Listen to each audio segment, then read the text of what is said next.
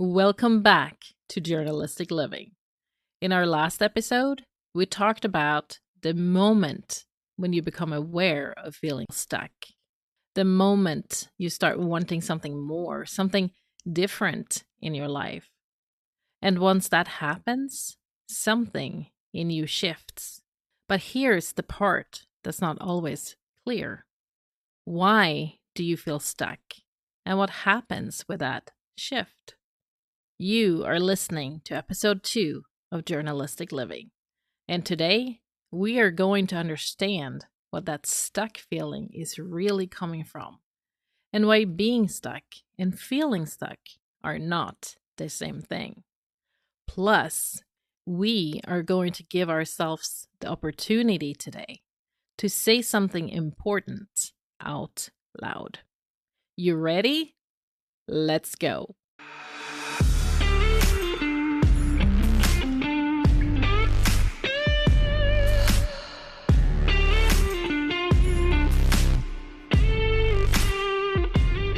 Welcome to Journalistic Living. I am Madeline, your host. I walked away from feeling stuck to creating a life that truly feels like mine. And this podcast is where I share that journey through real conversations about personal growth, positive change, and becoming who you're meant to be by living a life that's rooted in intention, authenticity, and purpose. Join me in this adventure, and I promise you, you will discover your own way to possibility.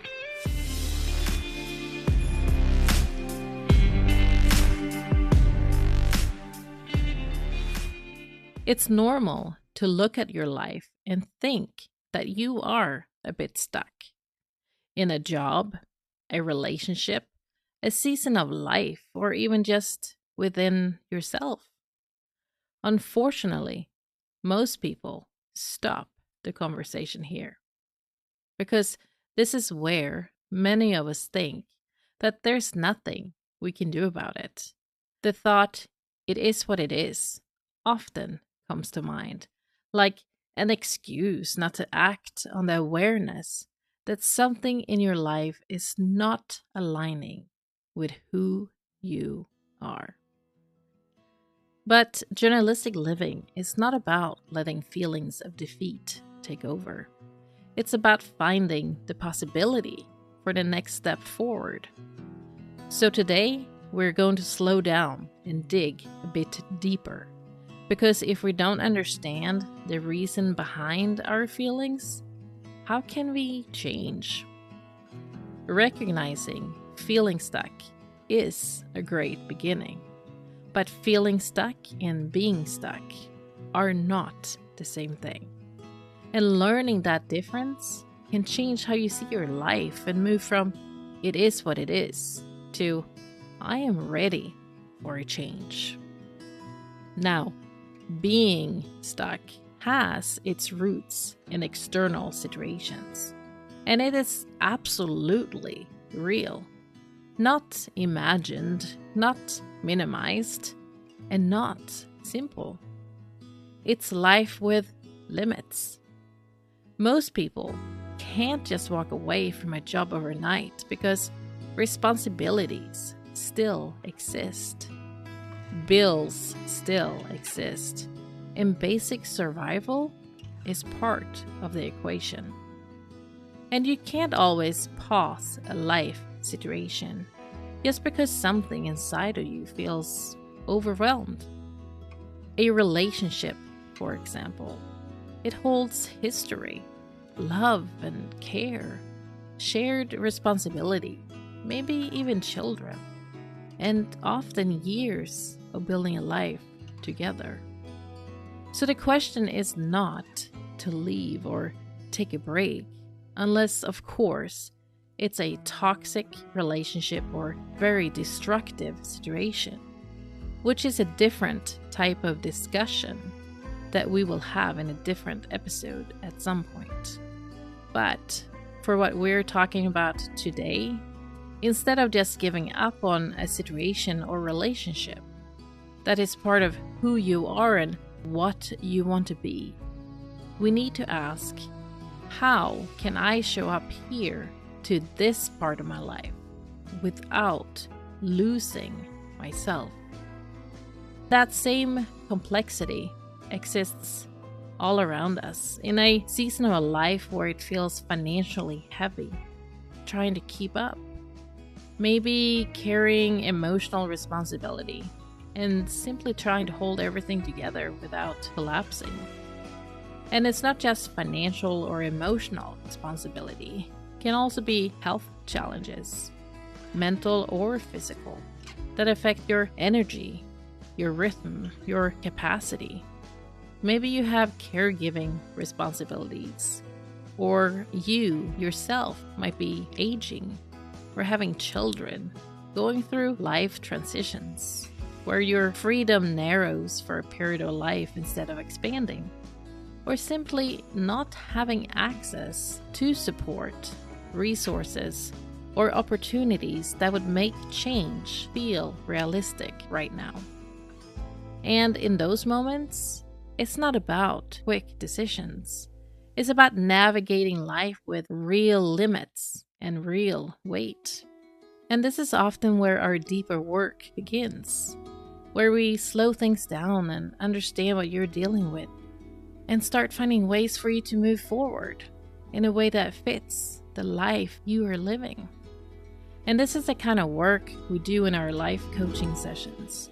Not rushing change or forcing decisions, but creating space for clarity about your strengths and challenges, and build confidence in your abilities, your needs, and your goals, so that the intentional steps toward where you want to go, what you want to do and accomplish, actually feel aligned with who you are. And while that deeper work is something we can explore more fully one-on-one, for the purpose of this podcast and this episode, we are going to focus on one specific part of this experience, what it actually means to feel stuck internally. Feeling stuck, thinking that there is no change that is possible in our lives, is a disconnection. A disconnection from our voice, our needs, and from our own internal alignment. And even though everything outside still looks functional, something inside of us, inside of you, is not aligning. And it's true that sometimes our paths take us down places where we maybe had to go once, where life just took us that way, but instead of finding our way back, we get stuck along the way. Last episode, I shared about feeling stuck at work. This time, let's look at what may happen when an individual feels stuck in a relationship.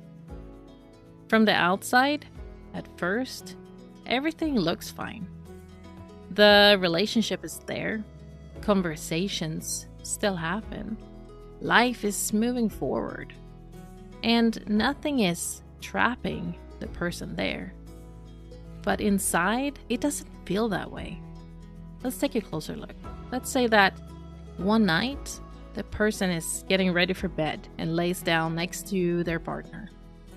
The room is quiet. The lights are being turned off. And there is this small moment where they almost say something. Something real, something honest.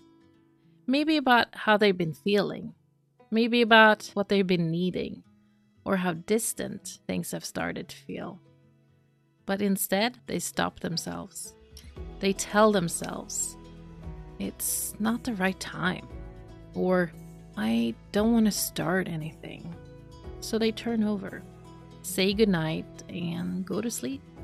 And the next day, everything continues like normal. No argument, no conflict, no clear problem. But something important is not happening. They are not showing up with honesty. And over time, those moments that they give excuses not to be honest with themselves and their partner, eventually they will find themselves sitting with that stuck feeling they don't fully understand. And that's where the confusion begins, because if you believe you are actually stuck, it starts to feel like there's no solution, like nothing can change, like this is just how it is now. But feeling stuck is not being stuck. Because in those moments, the person was truly never trapped. They had a voice, they had a need, and they had an opportunity to show up differently. It just didn't feel accessible to them.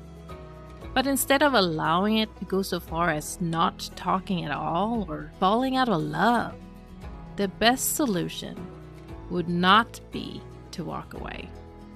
Because it's not about giving up on the relationship. It's about something deeper. It's about learning how to come back into it as themselves.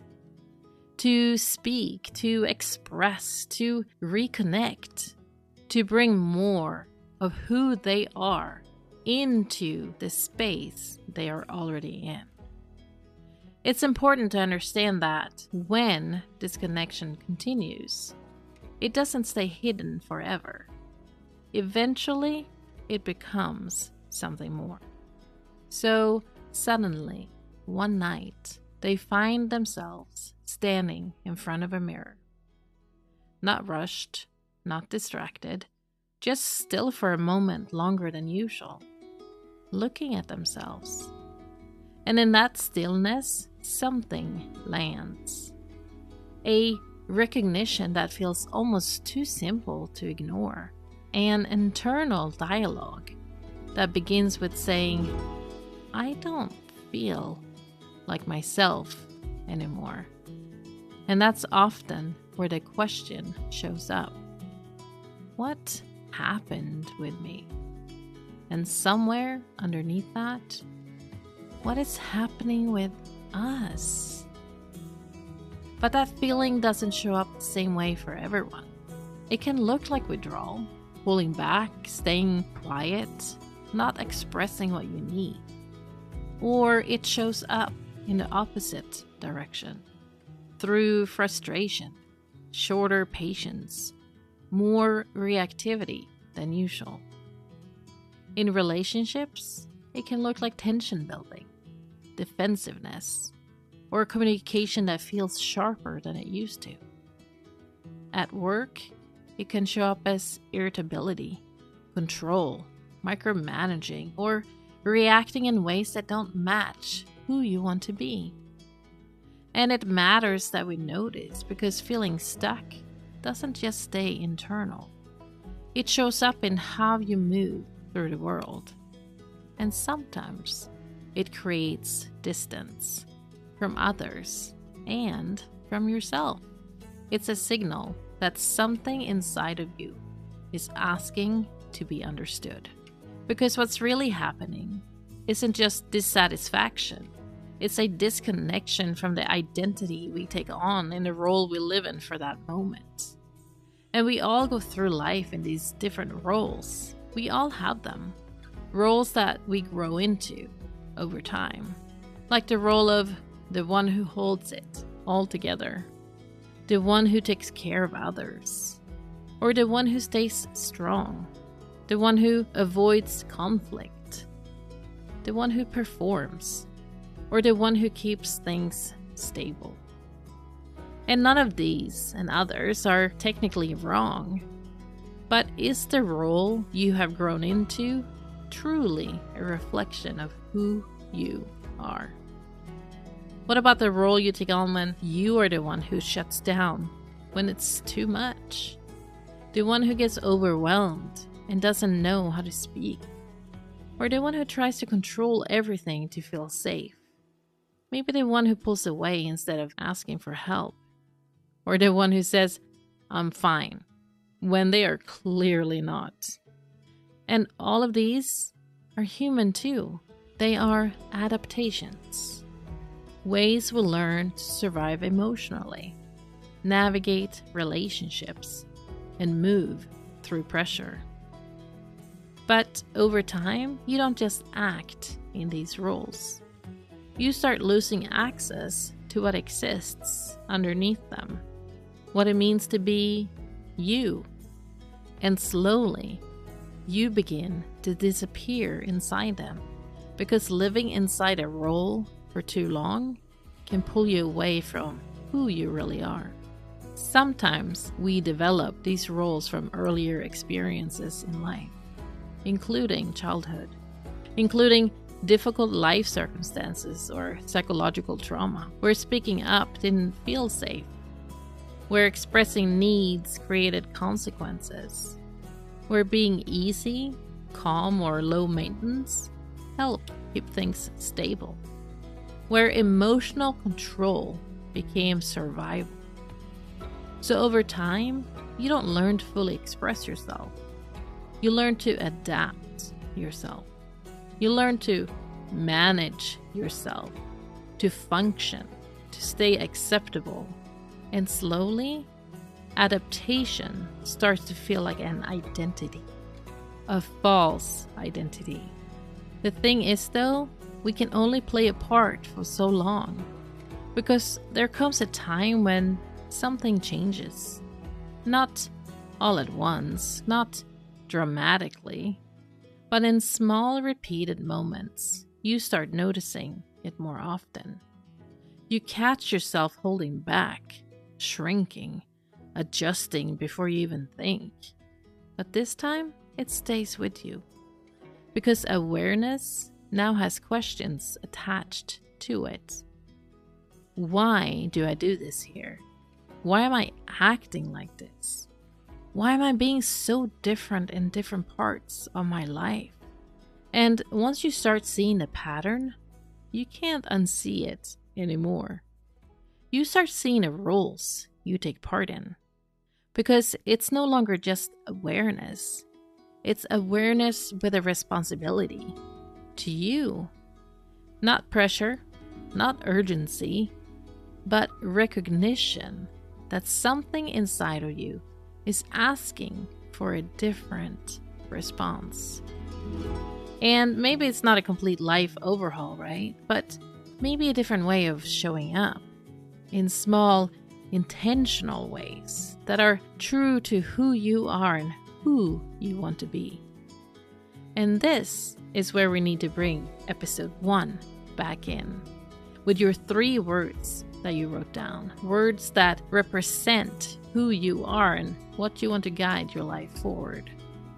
Mine were authentic, creative, and impactful. Whatever yours are, they are not random. They are your personal reference points. They show you what matters underneath everything else. So today, we go one step further. Look at your 3 words and ask yourself, where in my life do I feel furthest from them? Now, don't judge it. Don't try to fix it.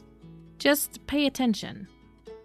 Where in my life do I feel furthest from my words? And what role am I in when that happens? Clarity doesn't change everything immediately, but it starts changing what you can no longer ignore. And even if things feel misaligned right now, that doesn't mean you're lost. It means something in you is becoming more honest with itself again, and you are just recognizing how this looks like. So here's your action step for today. Take your 3 words and complete this sentence. I want to show up in my life being, then place your 3 words. So for me, that would sound like, I want to show up in my life being authentic, creative, and impactful. Now notice what comes up for you when you say yours. And just notice how that feels when you say it out loud. It's not about saying it perfectly, not with confidence, Well, not yet. Just with honesty. Let's do it together. Let's say the beginning sentence out loud together so you can add your own 3 special words at the end. Here we go. I want to show up in my life being... How did that feel? For a lot of you, this is probably the first time in a while you have said something that actually reflects you. And that matters, because remember, this isn't about changing everything overnight. It's about reconnecting with yourself, step by step. And if you feel comfortable, I would love for you to share your personal sentence with the rest of us. You can post it in a Journeylistic Facebook group or share it on Instagram and tag me at Journeylistic. You might be surprised how powerful it feels just to put it out there and to allow us to be part of your journey as well. As your clarity builds, we will explore further what keeps us from acting on and not always showing up in life to what our 3 words are guiding us towards. Because there's often still something that holds us back. And this is exactly what we're going to explore in the next episode of Journeylistic Living. Why change itself often holds us back from taking our next step forward. As we close out our session today, don't forget to follow this podcast. I wouldn't want you to miss what's coming next. Let's go.